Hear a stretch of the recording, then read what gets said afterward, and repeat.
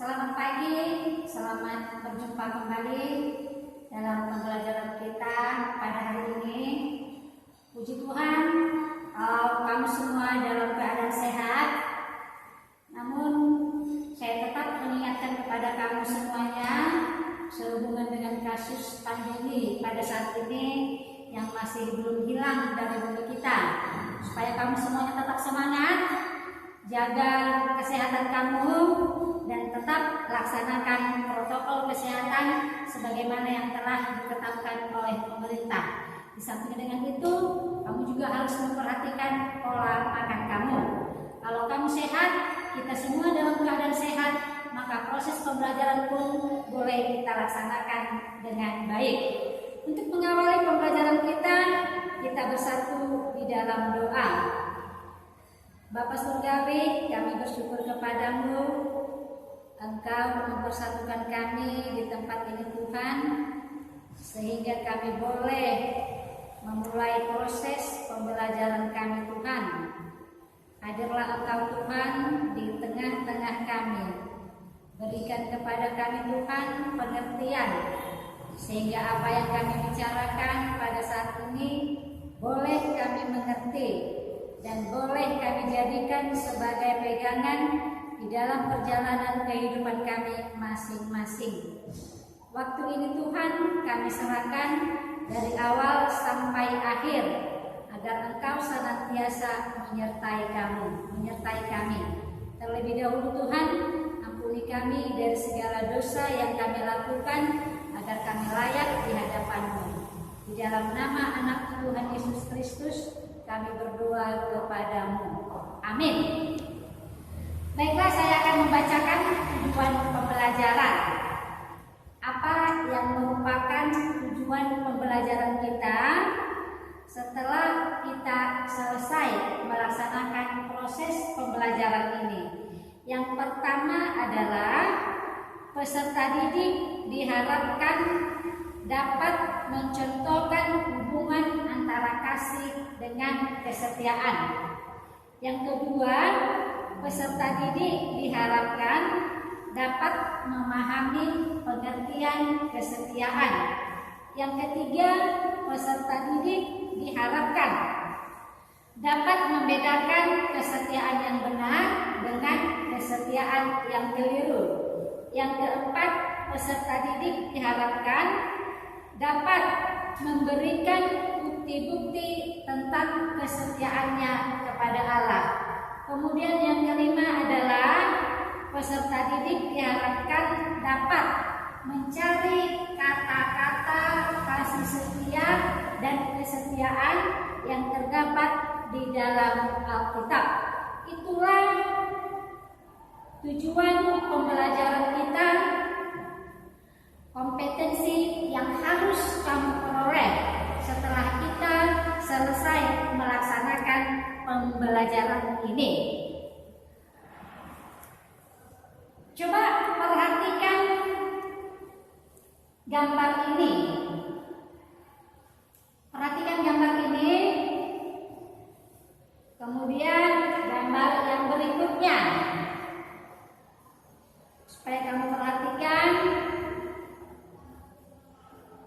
Kemudian perhatikan lagi gambar yang berikutnya. Baik, gambar yang pertama adalah di sini kita melihat gambar bunga melati, dan di bawahnya adalah gambar setangkai bunga mawar. Ciri khasnya biasanya bunga melati berwarna putih, yang walaupun kadang yang ada warna lain selain daripada warna putih. Yang keharuman daripada bunga melati ini boleh bertahan lama, dan yang walaupun bunga melati ini semakin lama semakin layu, tetapi keharuman daripada bunga melati ini masih tetap bertahan. Ya. Kemudian gambar yang berikutnya, ini adalah gambar sepasang merpati. Ciri khas daripada burung merpati, ya, kalau merpati jantan terbang, sejauh manapun dia terbang, pasti dia akan ingat pulang ke tempatnya.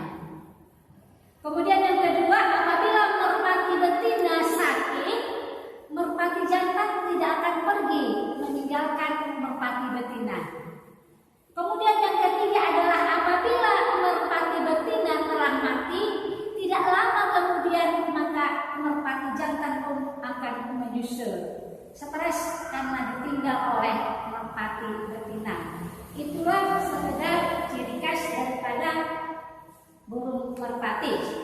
Kemudian kita lihat gambar yang berikutnya. Ini adalah patung Hachiko ya, yang dibuat di stasiun kereta api. Semasa hidupnya Hachiko dengan begitu setia menjemput tuannya manakala tuannya pulang bekerja. Sampai tuannya pun sudah meninggal dunia, Hachiko tetap melakukan aktivitasnya seperti biasa, menjemput tuannya ke stasiun kereta api, karena disitulah tempat turun tuannya setelah pulang dari bekerja. Sampai akhirnya pun Hachiko mati, ya. Baiklah seluruh anak didik, dari ketiga gambar tersebut,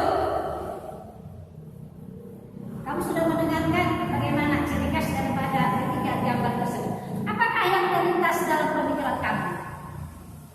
Ya, kesetiaan. Yang kesetiaan burung merpati jantan terhadap burung merpati betina. Yang walaupun merpati jantan pergi terbang jauh, dia tidak akan pernah lupa untuk pulang kembali ke rumah. Demikian juga yang kisah Hachiko. Setiap tuannya pulang bekerja, dia tidak akan lupa telah menanti di stasiun kereta api, di mana tuannya akan turun di sana setelah pulang bekerja. Kita lihat di sana ada hubungan antara kasih dengan kesetiaan. Untuk lebih jelasnya lagi, coba buka Alkitab kamu yang tertulis di dalam Kejadian 29 ayat 13 sampai dengan 28. Kejadian 29 ayat 13 sampai dengan 28. Di sana diberitakan mengenai kisah Yakub dengan Rahel. Singkatnya, kisah tersebut, Yakub disuruh oleh pamannya Laban bekerja selama 14 tahun tanpa menerima bayaran, asalkan ia boleh memiliki Rahel. Ya. Kita lihat di sana ada hubungan antara kasih dengan kesetiaan. Kesetiaan adalah merupakan bukti daripada kasih. Kalau pada hari-hari sebelumnya kita sudah mempelajari mengenai kasih, bagaimana kuatnya kasih itu, ya, seperti yang diberitakan di dalam kisah perumpamaan anak yang hilang, ya, kasih yang ada di dalam hati sang bapak memampukan dia untuk menerima kembali kedatangan anaknya, yang walaupun selama ini anaknya telah banyak sekali mengecewakan hati sang bapak, tetapi karena kasih yang dimiliki oleh sang bapak, dia mampu menerima kedatangan kembali anaknya. Demikian juga dengan kisah Yakub, yang karena kasih yang ada di dalam dirinya untuk memiliki Rahel, dia rela dengan setia bekerja terhadap pamannya selama 14 tahun yang walaupun tanpa bayaran. Coba kamu tarik ke dalam diri kamu sendiri. Andai kata kamu disuruh oleh orang tua kamu belajar, tetapi orang tua kamu tidak memberikan biaya kepada kamu, bagaimana respon dari kamu? Apakah kamu bersedia untuk melaksanakan tugas belajarmu dengan setia? Coba Anda renungkan, ya. Yang walaupun engkau tidak dibiayai oleh orang tua kamu karena kondisi keadaan ekonomi keluarga kamu, ya. Beda dengan Yakub yang walaupun bekerja selama 14 tahun tanpa bayaran, 14 tahun itu tidak menjadi masalah bagi dia. Nampak di sana yang hubungan antara kasih dengan kesetiaan itu. Memang di dalam kehidupan, ya, kesetiaan itu sangatlah berarti. Suatu perusahaan menuntut kesetiaan dari setiap karyawannya. Kalau seluruh karyawan bekerja dengan maka produksi daripada perusahaan pun akan meningkat. Dengan demikian akan berpengaruh terhadap kesejahteraan hidup daripada seluruh karyawannya. Di tengah-tengah keluarga juga, ya, sangat diharapkan kebutuhan antara suami dengan istri. Ya, suami harus setia terhadap istri, demikian juga istri harus setia terhadap suami. Kalau salah satu di antara keduanya tidak setia, maka hancurlah rumah tangga tersebut. Itulah betapa pentingnya kesetiaan itu. Demikian halnya di antara kamu, ya, di antara sesama kamu yang berteman. Kalau tidak ada kesetiaan di tengah-tengah kamu, boleh dikatakan ya persahabatan kamu tidak akan boleh berjalan dengan baik. Sangat dibutuhkan kesetiaan itu. Ya, di sini ada beberapa kasus, ya, ada beberapa kasus yang perlu kamu perhatikan dan perlu kamu bahas bersama-sama dengan teman kamu. Ya, ada di sini 4 kasus. Coba diperhatikan buku paketnya, halaman 73. Nomor 1 di sana dikatakan, kalau kamu benar-benar teman yang setia, kamu harus menolong aku waktu ulangan nanti. Itu kasus nomor 1. Kemudian kasus nomor 2, kalau kamu memang bagian dari kelompok kami, kamu harus ikut dalam tawuran melawan anak SMA yang lain. Kasus nomor 3, temanmu mengalami musibah karena rumahnya di permukiman yang ilegal kebakaran. Teman-teman mengajak kamu mengumpulkan uang untuk menolong dia dan keluarganya. Kemudian kasus yang keempat, hari Jumat depan adalah hari kejepit nasional. Karena hari Kamisnya kita libur, mari kita ramai-ramai membolos. Keempat kasus ini, ya, yang diminta dari kamu adalah bagaimana tanggapan kamu, ya, bagaimana pendapat kamu, apakah ya setiap kasus yang saya bacakan tadi kamu dukung dengan sepenuh hati, atau ada beberapa yang kamu dukung dan beberapa lagi kamu tolak. Ya.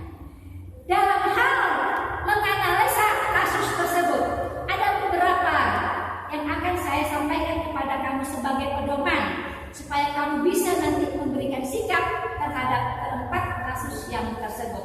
Yang pertama adalah kamu harus memahami arti kesetiaan dengan benar. Apa itu kesetiaan? Yang kedua adalah kesetiaan itu harus disertai dengan sikap kritis. Saya ulang, kesetiaan itu harus disertai dengan sikap kritis. Yang kalau situasinya tidak menghasilkan efek yang positif, ya buat apa kamu dukung?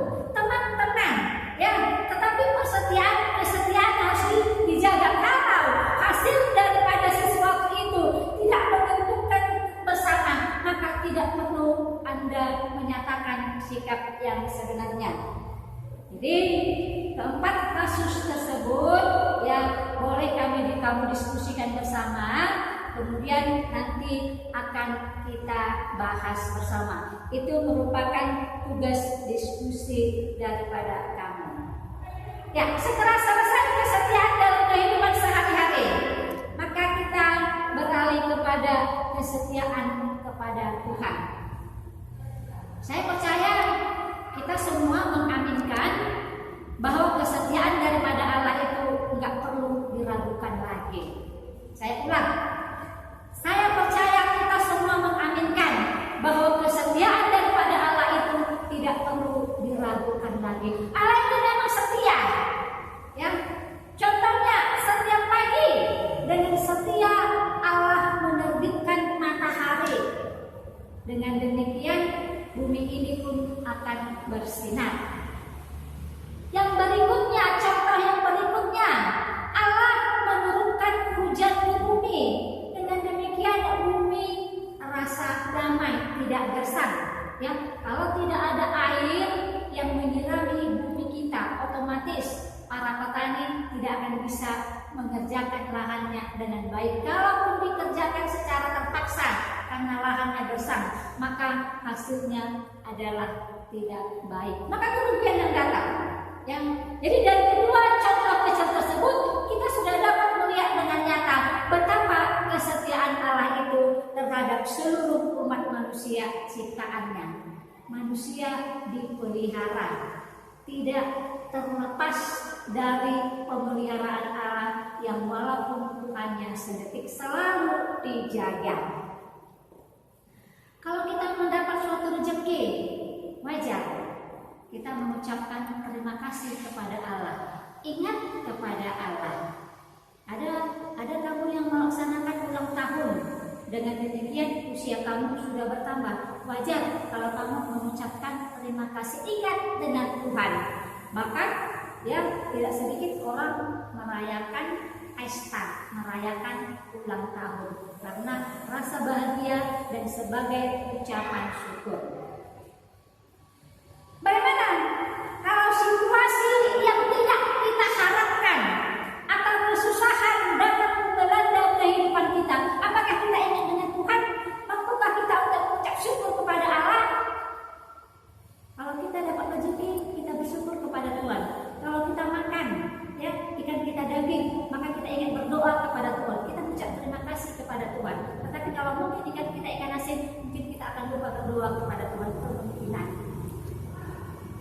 Seperti yang saya katakan tadi, kalau musibah datang, kesusahan hidup datang melanda kehidupan kita, apakah dalam situasi yang seperti itu kita ingat kepada Tuhan, kita bersyukur kepada Tuhan? Contohnya sakit yang berkepanjangan. Saya ambil contoh, jangan dulu kita yang sakit, atau contoh-contoh yang ada seseorang dari tengah-tengah keluarga kita, sakitnya tidak sembuh-sembuh. Apa yang terjadi? Mungkin yang terjadi mengeluh setiap hari. Apakah dengan mengeluh setiap hari selesai persoalan? Jumpa dengan masalah kecil, kita langsung mengeluh. Tidak ubahnya seperti orang Israel, sewaktu dibawa Musa keluar dari tanah Mesir menuju tanah Kanaan, jumpa sedikit dengan permasalahan, sikap dari bangsa itu bersumber-sumber. Demikian halnya dengan kita, ketemu sedikit dengan persoalan hidup yang walaupun hanya sedikit, kita langsung mengeluh. Sementara mengeluh tidak akan menyelesaikan persoalan. Ada baiknya kalau di dalam kesusahan hidup, kalau di dalam kesulitan hidup, kita hendaknya semakin lebih ingat kepada Allah dan meminta pertolongan kepada Allah supaya kita dikuatkan untuk boleh menjalani kesulitan hidup tersebut. Kita merasakan campur tangan Allah itu di dalam kehidupan kita. Dengan demikian, iman kita semakin bertambah, semakin hari semakin bertambah, maka kita pun akan semakin dekat dan semakin setia kepada Allah itu. Intinya, baik dalam suka, baik dalam duka, tetap ingat kepada Allah. Jangan di waktu suka kita ingat kepada Allah, dan di waktu duka kita lupa kepada Allah. Jangan, Yang seharusnya adalah baik dalam suka, baik dalam duka, kita harus tetap ingat dan setia kepada Allah, karena memang Allah itu setia kepada kita. Maka respon daripada kita adalah menjawab kesetiaan Allah tersebut. Baik, yang terakhir adalah coba buka kitab Mazmur kamu, kitab Mazmur. Saya hanya mengajak kamu untuk membuka kitab Mazmur. Di dalam kitab Mazmur tersebut terdapat 110 kali kata kasih setia. 110 kali kata kasih setia dan 28 kali kata kesetiaan. Itu hanya di dalam kitab Mazmur, belum lagi di dalam keseluruhan Alkitab. Saya ulang, di dalam kitab Mazmur terdapat 110 kali kata kasih setia. Kemudian kata kesetiaan terdapat sebanyak 28 kali. Kemudian coba lihat itu Mazmur 89 ayat 2. Saya mau bacakan dulu kepada Anda Mazmur 89 ayat 2. Aku hendak menyanyikan kasih setia Tuhan selama-lamanya, hendak memperkenalkan kesetiaan-Mu dengan mulutku turun-temurun. Saya ulang, Mazmur 89 ayat 2. Aku hendak menyanyikan kasih setia Tuhan selama-lamanya, hendak memperkenalkan kesetiaan-Mu dengan mulutku turun-temurun. Dalam satu ayat itu jelas kita lihat ada kata kasih setia, kemudian ada kata kasih kesetiaan.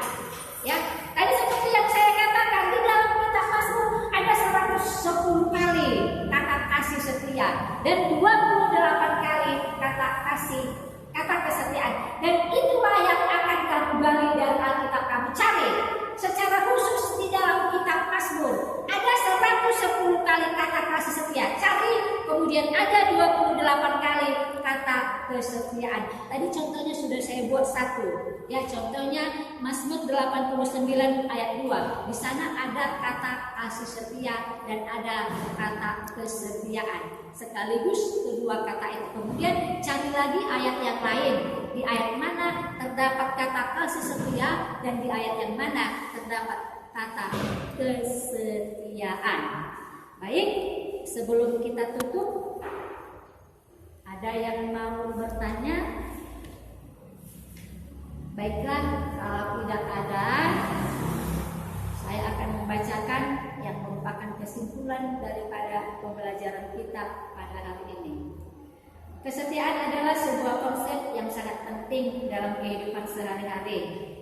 Kesetiaan ditemukan dalam hubungan antara seseorang dengan orang lain, dengan keluarga, dengan orang tua, dengan komunitas atau kelompok yang lain, dan juga dengan Tuhan. Kesetiaan dapat kita lihat dalam kesediaan seseorang membela atau menolong orang lain, mengasihinya, dan kesediaan untuk tidak meninggalkan pihak yang lain. Itulah yang merupakan kesimpulan daripada pembelajaran kita pada hari ini. Sebelum kita tutup di dalam doa, saya mengingatkan kembali kepada kamu seluruhnya supaya tugas tadi yang dua bagian. Yang pertama adalah 4 soal kasus, kemudian yang berikutnya adalah mencari kata kasih setia dan kesetiaan yang terdapat di dalam kitab Mazmur. Sekian dan terima kasih. Kita tutup di dalam doa. Kembali kami Tuhan bersyukur kepadamu atas kasih setia Tuhan yang kami rasakan di dalam kehidupan kami pribadi lepas pribadi. Tolonglah kami juga Tuhan untuk mampu hidup setia di antara sesama kami, hidup setia di tengah-tengah keluarga kami, terlebih hidup setia kepada Tuhan, yang walaupun Tuhan kadang banyak tantangan yang kami alami. Tolonglah kami Tuhan agar kami tidak hanya mengeluh, karena mengeluh bukanlah merupakan solusi daripada persoalan yang kami hadapi. Dalam situasi itu Tuhan, mampukanlah kami untuk bergantung kepada Tuhan, untuk meminta pertolongan kepada Tuhan, sehingga melalui itu kami lebih merasakan campur tangan Tuhan di dalam kehidupan kami, sehingga kami lebih setia lagi kepada Tuhan di dalam kehidupan kami. Ampuni kami Tuhan untuk setiap kesalahan yang kami lakukan, agar kami boleh untuk menerima berkat yang akan Tuhan berikan kepada kami. Sebentar lagi Tuhan, kami akan pulang ke rumah kami masing-masing. Engkau yang menyertai kami di perjalanan, Engkau yang mengantar kami, agar kami sampai dengan selamat di rumah kami masing-masing, bertemu dengan keluarga kami. Terimalah Tuhan doa kami ini yang kami sampaikan di dalam nama anak Tuhan Yesus Kristus, Juru Selamat kami. Amin.